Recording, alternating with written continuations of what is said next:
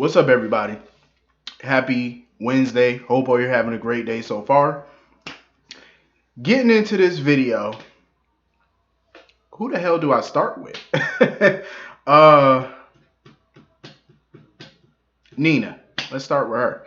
Uh, so I guess it's official. So we got the second test results. Curtis got the second results from the independent lab. It's official. Sasha is her daughter. See, that's what I said yesterday. I'm not believing shit until we get both those tests back saying the same thing. Because they got one test done at the lab in General Hospital. The second test was done at an independent facility. The first test they got back was from the lab at GH, which came back 99.9% that Nina was her mother. I didn't believe those tests because, come on, it is GH's lab. Like, come on. But now that we got the second one back from the independent, I think I believe it. I believe it now. I don't know. It's just, I have to agree with a lot of people, though. It seems something still off about all of this because it's happening way too easy. Nothing on this show happens that easy. I'm just saying, people can't even give birth on the show that easy. So let alone getting a straight up DNA results that's that clear and precise. You know what I'm saying? I don't know. I don't know. Because somebody still could have tampered with something. I don't trust it. You never know who could be following Valentine, who could be following Curtis. You don't know. And Cassandra is still out there, so we don't know who could be doing what. You know what I'm saying? Like, I know I said I would believe it if we got the second test back. But now that we got the second test back, I somewhat believe it. But then again, it's like I'm side-eyeing it. Like, is it official? I don't trust it. Like, it's something about all of this. You know me. Like, I'm a skeptic about a lot of things, and it's like I don't know. I really don't. You know, I would hate for Nina to. Oh, before I get into that, speaking of Nina, Michelle Stafford recently did an interview that I found totally insightful and interesting. Um, Michelle Stafford said that because you know she got two kids, she's a single mom. Um, so yeah, Michelle Stafford was talking about this skin company that she owns. I did not know Michelle Stafford was the CEO of her own company called Skin Nation. I had no clue. Then she was talking about dating, you know, because she is a single mom. You know, her son is about 2.5 years old. Her daughter's 9. Well, 8 years old, going on 9. She was saying how one night her babysitter canceled on her at the last minute when she had a date. So she called up her date and asked him, she was like, do you want to just come over? We could watch a movie after the kids go to sleep. The dude that she was supposed to go on a date with sat on the phone and told her, nah, I'm all right. Nah, that's cool. I said, wow. Like, that's why she said it's so hard to date people. You know what I mean? Like, especially when you're an independent parent and stuff, like you're a single parent and all that. I had to laugh at it, but at the same time, I felt bad for her. But it's realistic. Like, that's how shit be, you know, when you're a single parent and shit. Like, you got some people that just don't want to date people with kids, you know, because they, you know, it gets in the way or whatever the case may be. I just found the story so crazy and funny at the same time. I said, damn, because it sounded dead wrong. Like, it was so cold for him to sit there and say, nah. Like, I was like, that's fucked up. But, you know, she dodged a bullet with that one because when people do stuff like that, it shows you the kind of person they are. You know what I mean? So she dodged a bullet with that. So anyway, I don't know. I'm still skeptic on this whole Nina Sasha thing. I don't know. I don't know. Anyway, moving on from that. Felicia. You know what? I'm gonna talk about Felicia last because it ties into the Laura situation. So, Oscar. Oscar is at this point in his life right now where he's on this I don't give a fuck tour. That's what I call it. It's the I don't give a fuck tour. That's what he's on right now. He done broke up with Jocelyn. Why was I about to call her Carly? I don't know what it is, but Eden McCoy looks a lot like Laura Wright for some reason to me. Like with her facial expressions and stuff. I was like, I don't know. Like whoever casted her, you did a great job. I'm just saying. So anyway, Oscar, yeah, he's just on this tour right now. He's like, he broke up with his girl. He don't give a fuck about school. He don't care about his parents right now. Like he just don't give a fuck right now. Honestly, I don't blame him. And I'm gonna tell you why I don't blame him. Because he's at a point right now where he's still in shock over this brain tumor diagnosis. He don't know what to do. And he feels like, I'm dying, so what's the point of doing the right thing anymore? I'm dying. What's the point of being in a relationship? What's the point of, you know, going to school? He basically went to the hospital today to tell Kim that he was dropping out of school. I said, wow. Wow. Like he's just pissing his entire life away because he feels like he doesn't have no more life left to live. Um, I think the best person to talk to him right now is Monica. Most definitely. I love the scenes with Monica and Drew and stuff like that. I'm glad they told Monica about the cancer because Monica is a cancer survivor. She had breast cancer. Um, I believe it was breast cancer. A long time ago. It was, I think, late 90s, I want to say. Maybe mid to late 90s. I want to say she had the breast cancer. Early 2000, I want to say. You want to know what's funny? I think it was after she had the cancer, after she beat cancer. It was like around 2000, I want to say it was, when her and Alan were talking about having another baby.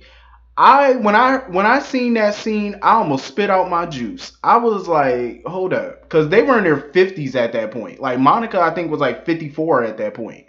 I was like, y'all trying to have a baby at y'all age? First of all, AJ and Jason were well grown at this point. Like they were well into adulthood at this point. I was like, no, no, no, no, no, no. Why would y'all want to have a brand new baby with these grown kids y'all already got? And y'all already at that empty nest stage anyway, where y'all old. Well, not old, but you're older. It's like, why? No. Because I had to do some math on that time frame because I believe it was 2000. Monica was definitely in her 50s at that point because Leslie Charleston is like damn near 80 now, so she was definitely in her 50s at that point. Because this was back like 20 years ago. So I'm like, yeah, y'all were too old to be even thinking about trying to push out another baby. I was like, hell to the no. Shit, they were grandparents at that point to Michael, so it was like, no, like hell no. Um, that's why I say, like, I don't understand people that want to have more kids so late in life. It's like if you want to and you can handle it, Godspeed and good luck to you. But hell to the no, it couldn't be me having these kids all late in my 50s and stuff. Hell no, hell, I could never. Nope. If I don't have them in my 20s or my 30s, I might have them when I'm 40. Get a chick pregnant. Maybe if I'm in my 40s or whatever. But past 48 or whatever, once I hit like a certain 40, I'm not having no kids. It's done. It's like, cause I'm not trying to be in my 50s taking care of no baby, like chasing after no 2-year-old and all that. Hell to the no. Hell no. Hell no. Nope. Nope. See, celebrities can do that shit because they got nannies and whatnot. But regular folks like us, no, no, no, no, no, no. We're not paying for no nannies and shit. Because that means we got to chase after these little motherfuckers ourselves. And it's like, we old. We ain't running after no kid. I got a little niece that's like a year and a half. And chasing after her I'm 25. And chasing after her is like tiring. Because it's like it's a process. Like, you got to run after her. You got to. It's tiring. So I can imagine being in my 40s and my 50s chasing after some child. Hell no. Ain't happening, Captain. Nope. Ain't fucking around giving me no heart attack and no stroke. Hell to the no. Like, no. I don't understand why people do it. Like, no, it's just rude and inconsiderate to have a child at that age. Especially to the adult children you already got and the other people. It's like, hell no. So anyway, yeah, I think Monica's the right person to talk to Oscar. Though. I really do think she is. And I'm glad they confided this in her. What I find funny is Kim is still on this thing where she's like, I don't think, we trying to keep this quiet. I want to respect his privacy. It's a little too late for that. I'm sorry, but respecting his privacy, you're a little late. And pretty much most of the people in town already know, so you're a little too late for that one, Kim. Once Liz and Franco and Sam knew, and now Cameron know, it's like, might as well tell the world at this point. Like I said, I love the scene with Drew and Monica. I really do. I'm glad, Monica has at least one son who talks to her. And actually makes an effort to get to know her and love her and stuff like that. Hint, hint. Yeah, I'm being petty today, and I don't care. Like it has to be said. So anyway, Jocelyn is pissed because she's trying to figure out why Oscar broke up with her. And Carly was just reassuring her, like, it's not your fault and stuff like that. Shit like this, it just happens or whatever. Because Carly wanted to know from Kim why Oscar broke up with Jocelyn, but Kim didn't know shit about it. But of course, she let Carly know, like, I can't tell you what Oscar's going through right now, but just know that he's going through some personal things right now that she can't talk about or she doesn't want to talk about. I get where I actually kind of agree with what Cam said to Oscar today about, people keeping secrets from Oscar and he was pissed about it and he's basically doing the same thing to Jocelyn. I get where Cam is coming from, but at the same time, Oscar, I feel he would talk to Jocelyn about it when he's ready to talk to her about it. I feel like at this stage, he's not ready to tell her for whatever reason. He has his reasons. You can't force somebody to tell you what's eating at them. They have to do it when they're ready to do it. You know what I'm saying? Like, that's the same thing I said about why Kim wouldn't confide in Julian and stuff. People have to do things on their terms, on their time, especially when it's secrets that involve themselves or somebody that they love. They will talk to you when they're ready to talk to you. Right now, I feel like Oscar is just going through a phase right now. He's trying to absorb all this. That's why he's shutting everybody out, and that's why he's shutting down right now, because he's not handling it too well, because right now he doesn't know how to handle it. He don't know what to do. So he's lashing out. He's doing what probably anybody else would do when you hear such news, especially at a young age, like knowing that you're not going to grow up, knowing that you're not going to have a career that you want or a career period, knowing that you may never go to college, you may never have a kid, you may never get married, you're not going to see old age. You know what I'm saying? Just knowing all these things. You're not going to get to take these vacations. Just knowing that stuff, it's like, how do you deal with it? Oscar's dealing with it right now the only way he thinks he knows how. And that's by lashing out, cutting everybody off, shutting down, shutting everybody out. That's how he's handling it right now. You know what I'm saying? So I can't say that I blame him. Because if I was in that situation, I would probably do the same thing. Just to be honest, I would probably do the same thing. Everybody handles grief differently. I can't say for certain how I would handle it, but everybody's different. And this is how he's choosing to deal with it. So it is what it is. Jocelyn, of course, is her mother's daughter. She's not taking no for an answer. She's basically saying, fuck that. I'm going to find out what's going on. And, basically she wants Cameron to help her get Oscar back. I said, well, good luck with that. Godspeed and good luck. Because you're going to need it. But anyway, moving on from that, Ryan. Ryan is a son of a bitch. I'll tell you that, right? Yo, I can't get over how nice Kevin's house look. I can't get over it. It's the nicest set I've seen in a while. Like, I really am digging that set. Like, as soon as I seen it yesterday and the other day, I'm fucking with that set. Like, I like it. Whoever designed that set, you're amazing. Like, it's something about it. I love it.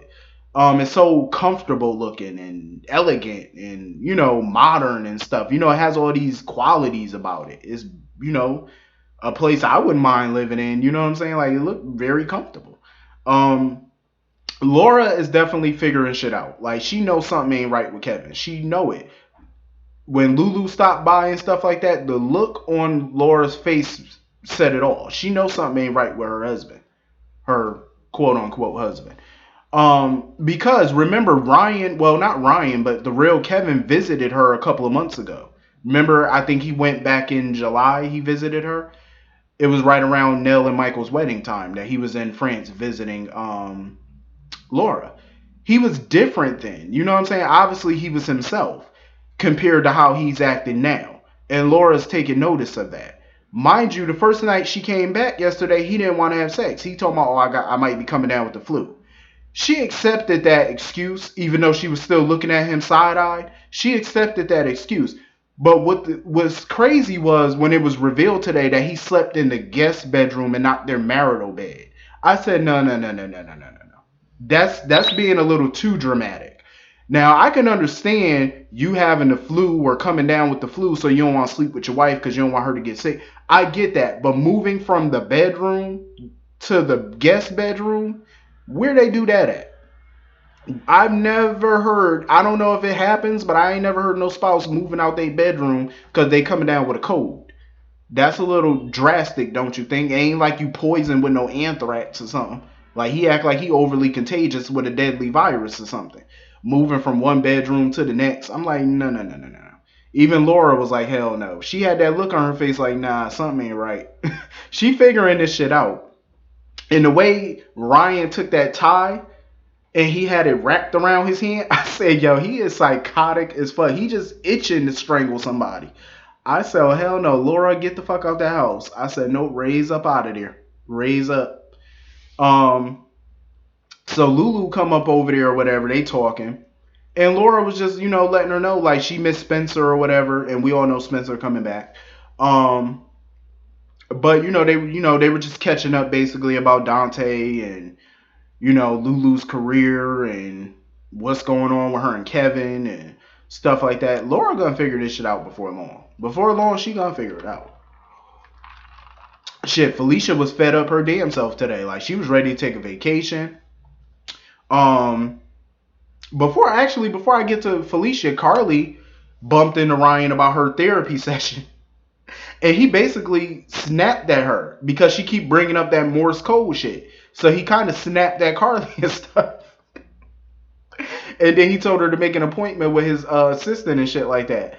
I said somebody gonna figure this shit out because he's showing clear signs that he ain't him. Like clearly you ain't Kevin. Like you showing signs of it. Um, Felicia want to take a trip or whatever with Maxie, a mother daughter type trip to get away from the press and stuff. Because they keep asking her all these damn questions and shit about Ryan and the anniversary of the murders and stuff. And Felicia just wants to get away from that shit. I don't blame her. But Maxie basically told her, like, you should take a trip with Mac. You know, um, and of course, Felicia bumped into Ryan.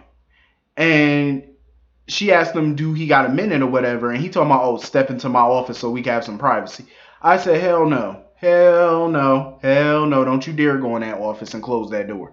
Hell no. I said, if you go in that office, you ain't coming up out of there. I'm telling you. You gonna come up out of there, but you ain't gonna be upright. You gonna be laying down. I'm telling you. You ain't gonna be breathing. I would not dare walk into that room, Felicia. Get the hell out of there.